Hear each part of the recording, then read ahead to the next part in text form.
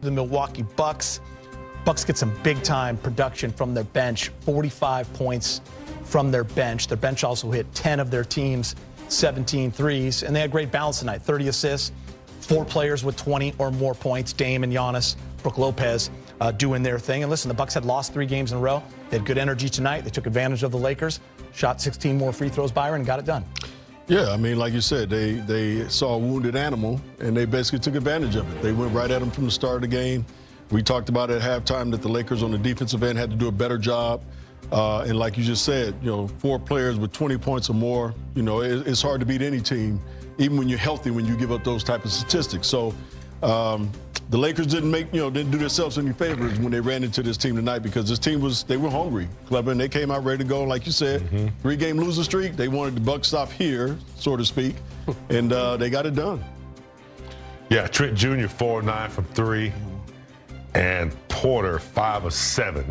That took them out. The Lakers got down to a 2-point the deficit, I think. Yeah. 2 or 3 points, and then there was a 2-minute span there in the second quarter where 3 balls went up for Milwaukee, and the Lakers just gave that momentum away.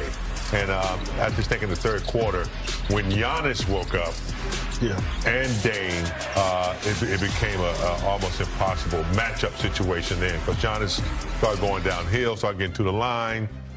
They continued to hit shots, and the Lakers just could not get anything easy on the offensive end. It's just overmatched. Brooks Lopez, they were switching. He was creating a lot of mismatches, and he was hitting the 3. Yeah. So it was just a tough game without your full lineup.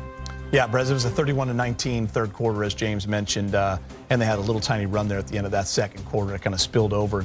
Lakers cut it to 2, but next thing you know, you're down 20 against this Bucks team. Everyone catching fire. It was more the bench production and maybe Lopez in that first half, and then Giannis and Dame did their thing in the third quarter. Yeah, Luka, great game. I mean, fantastic. And Austin Reeves, good to see him kind of get back in the flow. His first really good game in the 4 that he's been back. Problem is, no one else really stood up. One other guy had double digits. Gabe Vincent, he's been a good story lately. 0 for 5 from 3. Jordan Goodwin played 25 minutes, scoreless. So a couple good stories. Couldn't really help the Lakers tonight. And the real problem is, guys, they've lost 3 in a row, and they're just they're just starting to enter that hurricane. Got 5 more games in 7 days. You're in Denver. Tip off in about 23 hours. Got a 3-hour flight ahead of you. So it's a little bit of trouble on the horizon, Geet. I go back to that Brooklyn game. Too bad they couldn't win that, because this is a tough ask with so many guys out. Yeah, and interesting you bring that up. In the Brooklyn game just a couple of nights ago, you have the Laker role players having career nights, and you had AR and Luka struggle. Tonight, AR found it again. Luka, we'll talk about him in a little bit. Incredible night, but look at their numbers versus the rest of the team, and there's a huge discrepancy, and you're right. I mean, Doncic and Reeves combined for 73. The rest of the team just 33, but it's also the 4-19 from 3. Not getting to the line, not a lot of volume, 33% from the field. So it's just one of those things, guys, where if you could have combined them, and they're winning that Brooklyn game, you're not as you're not looking at a 3-game losing streak. So that's the end. Yeah, we said it earlier. Everybody has to step up. Luka, we saw what he did tonight. Austin found his rhythm again, but. Brez just said it. Gabe didn't. Jordan as well. So the bench didn't step up like we expected or wanted to, and Milwaukee's bench stepped up big time. And that was mainly the biggest difference in the game, is that our starters against their starters is relatively even tonight. But when you take a look at their bench production compared to the Lakers' bench production, it's not really close. So again, like we said earlier, you got to give Milwaukee credit, because they came ready to play. And to be fair, 3 Laker starters out. Yeah. So that changes the whole. I mean, you had guys playing tonight that you just won't see playing come playoff. 3 starters, 3 or 4 guys starters that out. won't touch the floor. 3 starters out, and then you're asking Vanderbilt and Finney Smith to guard bigs. Yeah. Okay, so that kind of takes away from what they do: steals, deflections, and being all over the court when they got to go down there and deal with Lopez and Giannis. So it was difficult. You kind of ran out of men, really, to kind of compete with all the things that they had going. They had bigs from the outside. They had the 3-pointers going in the first half. You know, it was a game that when you looked at the calendar, you might say might be tough. Yeah. But you're right. The Brooklyn game is the one game I wish they could have got that one. Yeah. Because going into the Den back-to-back to Milwaukee and Denver without, you know, a full tank of gas, it's tough. It's going to be tough. Yeah, you know, there's really no way to sugarcoat it. You know, we said on the pregame show, Lakers have the third hardest schedule remaining in the NBA. And so you can't say, oh, you know, this is going to be good. They're going to finish second. They're going to really have to earn it. And that starts with really getting healthy. That's the key to everything, That's guys. the key. And that, you know, That's it. Doesn't matter who you play. If they're healthy, of course they beat Brooklyn the other night. They barely lost that game with 4 guys on the sidelines.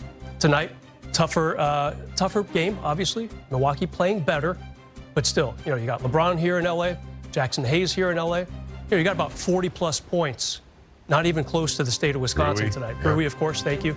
I mean, it's too much offense missing from the game tonight and tomorrow night, and who knows how much longer. It's frustrating if you're a Laker fan. Probably the coaching staff is trying to move some X's and O's around. Alex Len started again tonight. Maybe Koloko gets the start tomorrow. We'll have to see. Yeah, I mean, big picture for Laker fans is you just have to be patient. Yeah. I know it's tough. A week ago, you're looking at being one of the top teams in the league. You lose a few in a row. One to Brooklyn kind of has a bad taste in your mouth. You get rolled up tonight. I mean, that's just part of the NBA. It's part of what's going on. Lakers, when they get healthy, we have seen what they can be when healthy. They did it over a 3-month span. Yes. So this is not, you know, so you just have to ride it out. It's not easy, but they got to find a way to get some wins. And as Brez said, man, you're getting into the hurricane right now with that tough stretch of games. But bright spot, Luka. Oh, yeah. Had that game tonight, big game that I think you'd love to see on the big stage. 45 points. His 45-10 game that he had 10 rebounds also. He's done it 22 times. That's top 23 all time in history, right? He's tied with Patrick Ewing. He's only 26 years old and he's a guard. He's already done that 22 times. So he had a special night offensively, 45. But that was good to see for me, just to see Luka look. He looked good. He I mean, had all his swag going too. Yeah, I mean, look. Kind of get to any spot he wanted. When you think about what the Lakers have done to get to the second place in the West, okay, now they got injuries. So you know they can get there. If they were healthy, they might can stay there. So with Luka coming on like he's coming on, hopefully with LeBron will get the rest he needs, then he'll come back. Rui, get everybody back. They might slip down a little bit, but they know where they can play. Exactly. And so when you got that seed in your head, you say, okay, had we not been injured, we would be here. So let's play like we were playing when we were in second place. I think if they can get back to that, with Luka starting to emerge and get in better shape and start to knock down shots, they still can compete. Yeah. They just might have to compete maybe now out of the 4th or 5th, somewhere down in there. Yeah, I think James hit it on the head when he said the confidence that they have now knowing that they can beat all these teams.